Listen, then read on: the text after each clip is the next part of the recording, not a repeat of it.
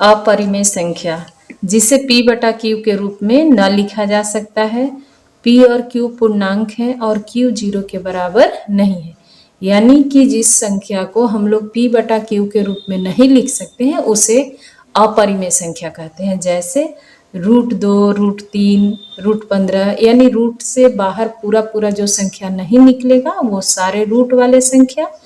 पाई और इस तरह का संख्या है 0.10, फिर 1110, फिर 111, फिर 4 टाइम्स 1, फिर 0, इस तरह। तो इनको हम p बटा q के रूप में नहीं लिख सकते हैं।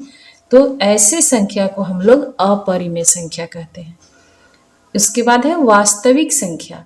वास्तविक संख्या सभी परिमेय संख्याएं और सभी अपरिमेय संख्याओं के संग्रह को हम लोग वास्तविक संख्या कहते हैं। यानी कि इसमें टोटल परिमेय संख्या भी आएगा और टोटल अपरिमेय संख्या, जितने भी परिमेय संख्या और अपरिमेय संख्या है दोनों को हम लोग वास्तविक संख्या में काउंट करते हैं। यानी कि और परिमेय संख्या को भी हम लोग संख्या रेखा पर निरूपित करते हैं, अपरिमेय संख्या को भी संख्या रेखा पर निरूपित करेंगे, उसका स्थान को निर्धारित करते हैं। अभी हम लोग आगे सीखेंगे।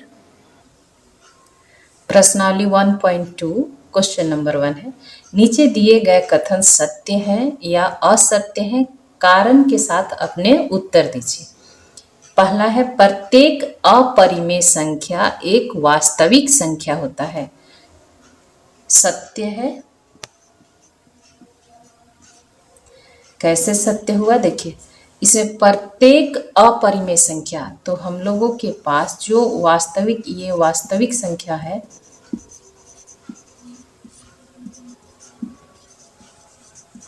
तो इसमें सभी परिमेय संख्या और सभी अपरिमेय संख्या,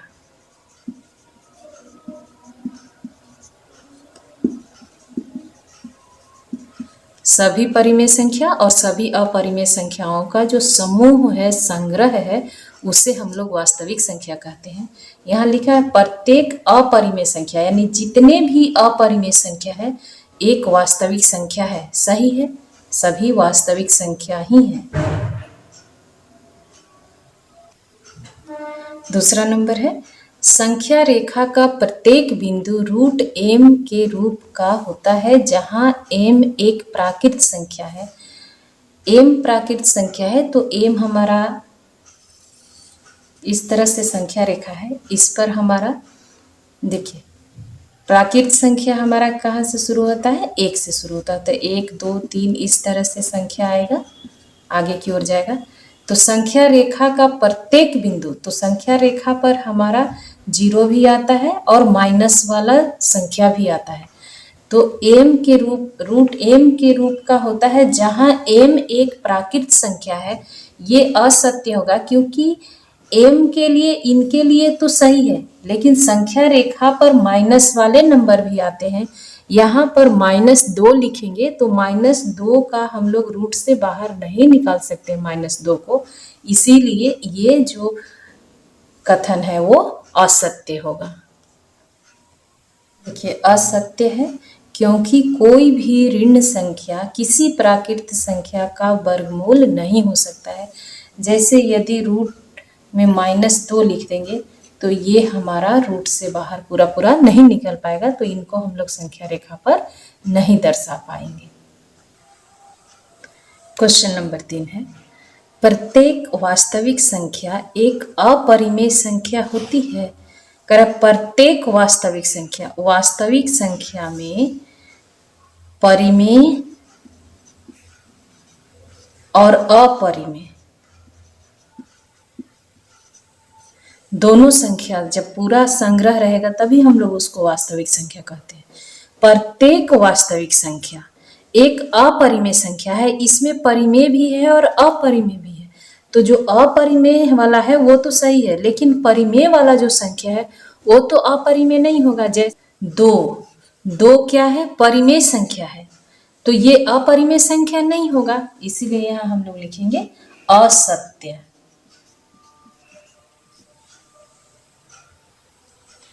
असत्य है, जैसे उदाहरण के लिए दो वास्तविक संख्या है किंतु अपरिमेय संख्या नहीं है। क्वेश्चन नंबर 2, क्या सभी धनात्मक पूर्णांकों के वर्गमूल अपरिमेय होते हैं? यदि नहीं तो एक ऐसी संख्या के वर्गमूल का उदाहरण दीजिए जो एक परिमेय संख्या है। कह रहा है सभी धनात्मक पूर्णांक, जितने भी धनात्मक पूर्णांक है के वर्गमूल अपरिमेय है नहीं। उदाहरण के लिए कह रहा है कि ऐसी संख्या का उदाहरण दीजिए जो एक परिमेय संख्या हो जाए। तो जैसे हम लोग √4 लेते हैं, तो ये √4 को जब हल करेंगे तो ये 2 हो जाएगा, जो कि क्या है, एक परिमेय संख्या है। ऐसे ही और भी उदाहरण ले सकते हैं। उदाहरण में √9 है, जब इसको हल करेंगे तो ये क्या हो जाएगा, 3 हो जाएगा।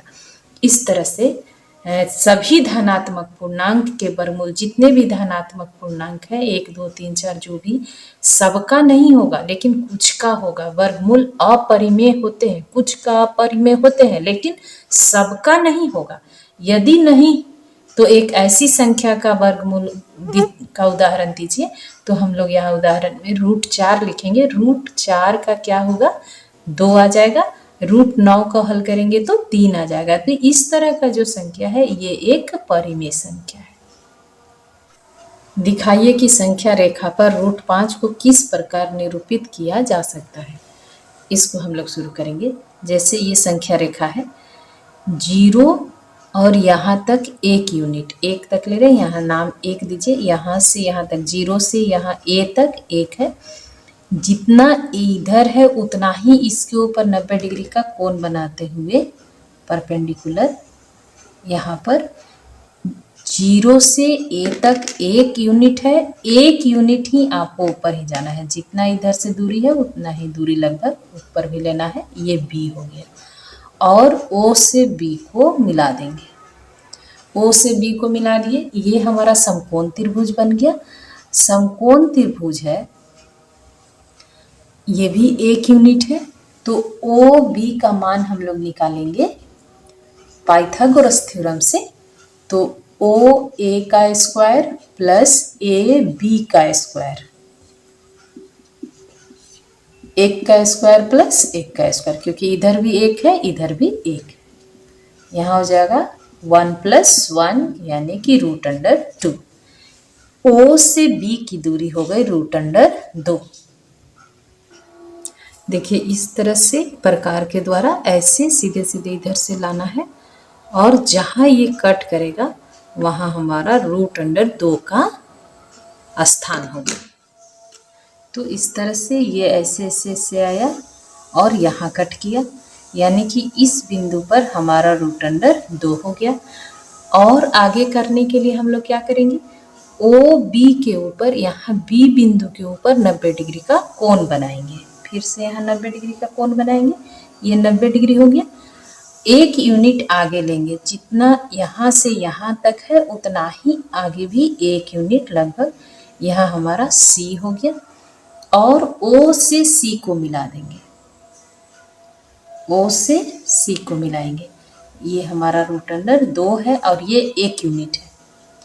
O से C का मान निकालने के लिए हम लोग ठीक पाइथागोरस थ्योरम का उपयोग करेंगे, यहाँ भी प्रयोग करेंगे। तो यहाँ हो जाएगा √2 OB का स्क्वायर प्लस BC का स्क्वायर।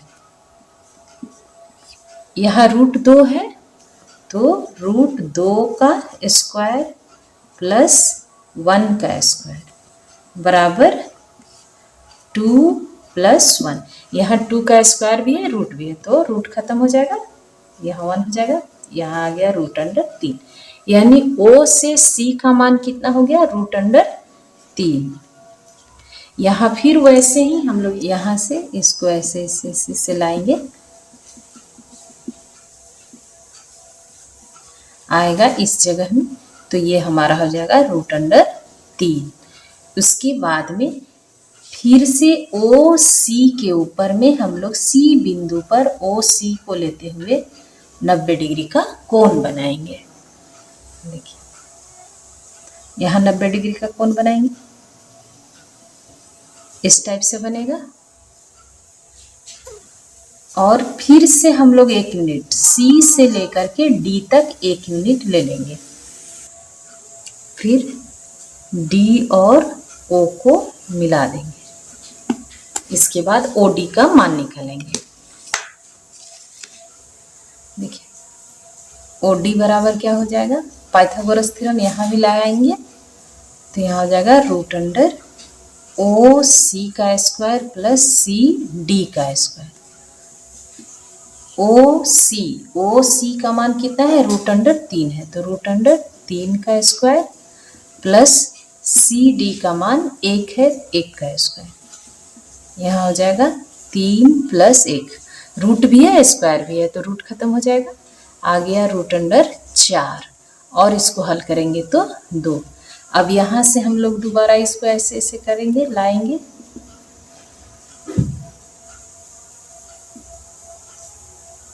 ये सीधे आ जाएगा 2 पर। तो इस तरह से हमारा 2 आ गया यहाँ पर, यानी रूट अंडर 4 का मान 2 है, 2 यहाँ हो गया, यानी O से D का मान हो गया 2। और यहाँ पर फिर से D पर हम लोग कितने डिग्री का कोण बनाएंगे, 90 डिग्री का कोण बनाएंगे।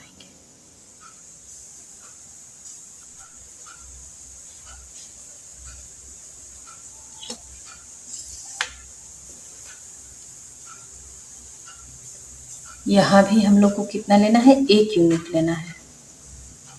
यहाँ हो गया E और फिर हम लोग O से E को मिला देंगे।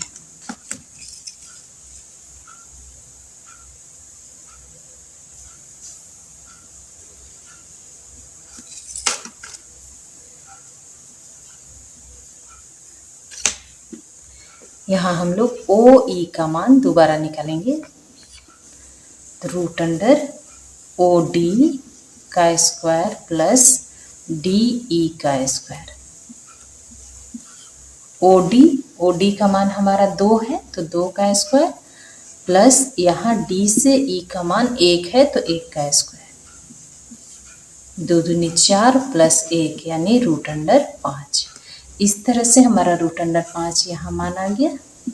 और यहाँ से दोबारा हम लोग ऐसे ऐसे इसको करेंगे कंपास के थ्रू तो 2 से थोड़ा आगे आ जाएगा, यानी यहाँ पर हमारा रूट अंडर 5 आ जाएगा। तो इस तरह से क्वेश्चन नंबर 3 जैसे है वैसे ही क्वेश्चन नंबर 4 भी है। देखिए क्वेश्चन नंबर 4 इतना बड़ा क्वेश्चन लिखा है कि कक्षा के लिए क्रियाकलाप है, इसको कक्षा में करना है, इसी तरह रूट 2 रूट 3 रूट 5 ऐसे पूरा सर्पिल बनाना है। जब इसको हम लोग करेंगे ना और आगे करते जाएंगे तो ये ऐसे ऐसे ऐसे ऐसे घूमते हुए फिगर बनेगा।